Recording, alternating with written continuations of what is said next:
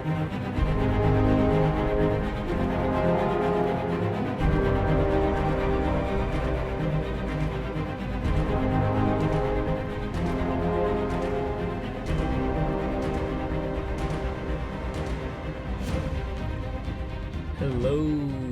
Lego and minifigure fans. Welcome back to another episode of Action Figure and Miniature Figure Customizing Workshop. I'm your host, Armothe, and last time we played around with a grappling gun for Batman. The movie is actually coming out today, and I thought it'd be an interesting topic for a little follow-up video here on Batman's utility belt. So traditionally, the older Batmans have the utility belt printed, and we noticed that with this series of minifigures and collectible minifigs, Lego's actually molded a real utility belt that you can install. Now, most BrickForge fans know that you can already get the equipment belt to slide onto the hips like so, and then just grab an assortment of supply pouches or ammo pouches or other equipment, and you can already create an equipment belt for the Caped Crusader. And there's also a little peg on the side here that you can put something else, like maybe some bat binoculars, like so. But the one thing that is lacking in this case is that it's black and not yellow. So what I'm going to do is I'm just going to show you how to do a quick yellow paint application on some BrickForge accessories to turn some of these elements yellow, so maybe they blend in a little bit more to the Batman outfits. Since we want to be able to maybe put more than ammo pouches on, I thought it would be interesting to maybe Dremel some holes into some other objects, like a walkie-talkie or maybe a bat knuckle duster or brass knuckles, so those can attach to the utility belt as well. So before we paint, let's do that first. We know we need an X-Acto knife.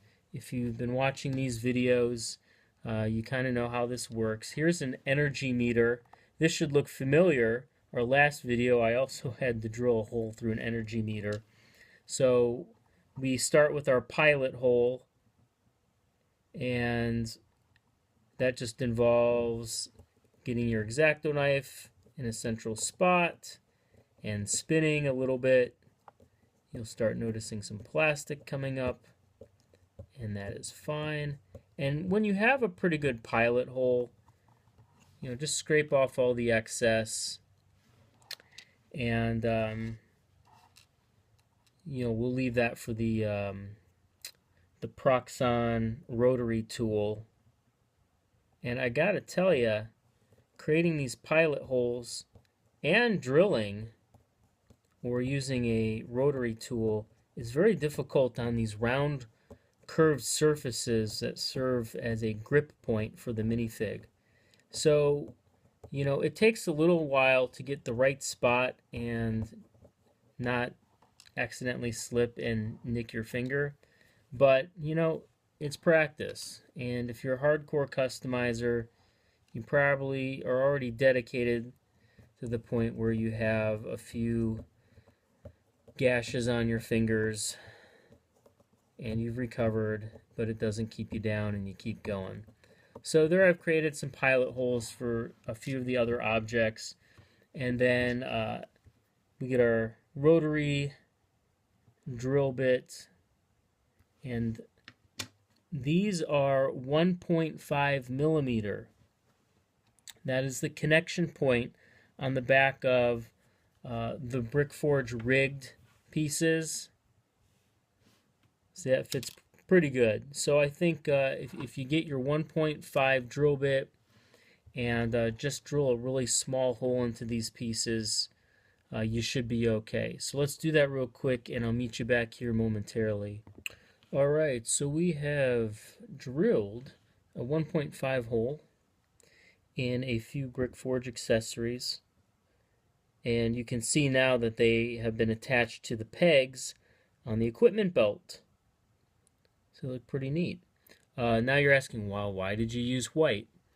Well, obviously we could have already done that with black, but we want to create a yellow one, and white is a really good base color for yellow.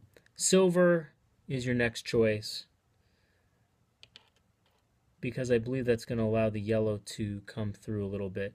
And hey, if you have an Arctic Batman, you can just stick with the white and the silver, since I believe those are some of his colors. It may have been a space Batman that had similar colors as well. And keep in mind, you know, BrickForge has reddish brown and a lot of earth tones, so you can select from an assortment. As a matter of fact, BrickForge makes ammo pouches in addition to the equipment belt. They work the same way, except you'd probably want 2 ammo pouches next to each other. Unfortunately, I do not believe yellow is in stock, but if you guys write in the BrickForge and they receive enough pressure, maybe they'll run a special yellow color in celebration of the new Batman movie that just came out. We're going to go ahead and move to paint, and I will demonstrate this probably in another area of my workshop, just so I don't get paint spatter everywhere. So I'll be with you in another minute. Welcome back, fanatics. I've relocated where we are for the remainder of this video in the Armothe dungeon part of the lair, and we are going to be spray painting some parts. You can see our parts down there, our spray can, and a little bit of a life hack here. I like to use empty pizza boxes so I can create a little bit of a paint area, and just grab a little bit of extra cardboard just so you don't get paint all over everything.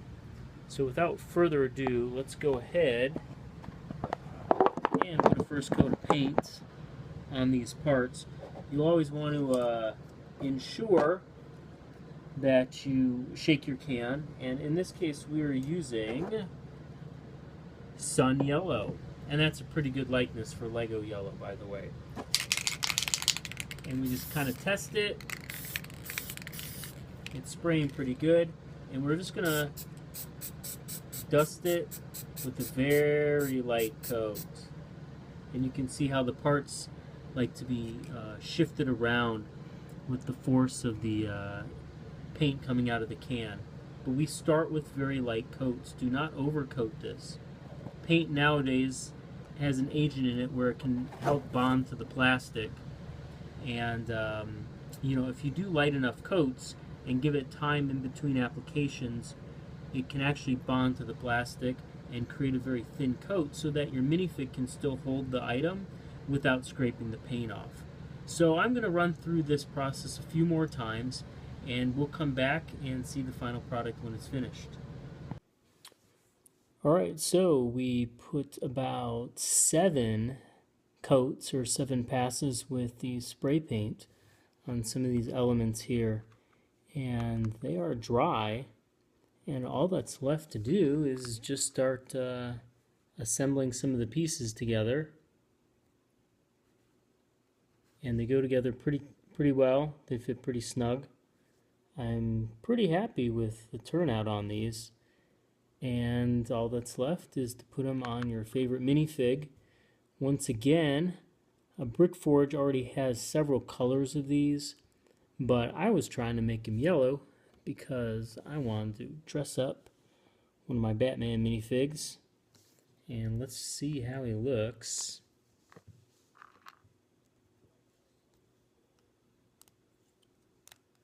Perfect. So it kind of blends right in to his torso print, and that's alright. But, you know, if you're trying to outfit a few more Batman, you want a little bit different options. This turns out really good. And once again, don't forget to when you're spray painting, use a lot of very light coats instead of one really thick coat. Because if you put it on too thick, then these items will not fit on a minifig or each other, just because that paint thickness will kind of gunk up the connection points. But I hope you enjoyed this, and I don't know if I have any more Batman suggestions. A few of you had emailed me and said you wanted introduction to the rigged system from BrickForge. And since this involves a lot of rigged parts, I think this qualifies, at least a little bit. So until next time, keep mising, fellas.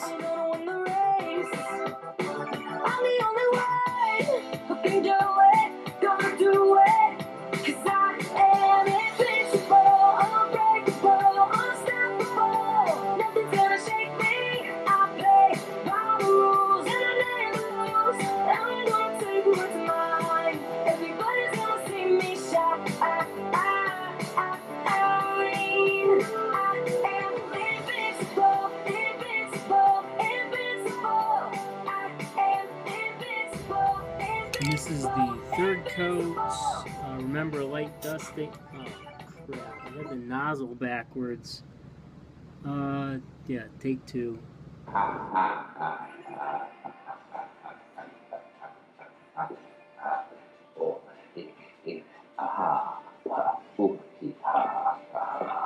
thought my jokes were bad.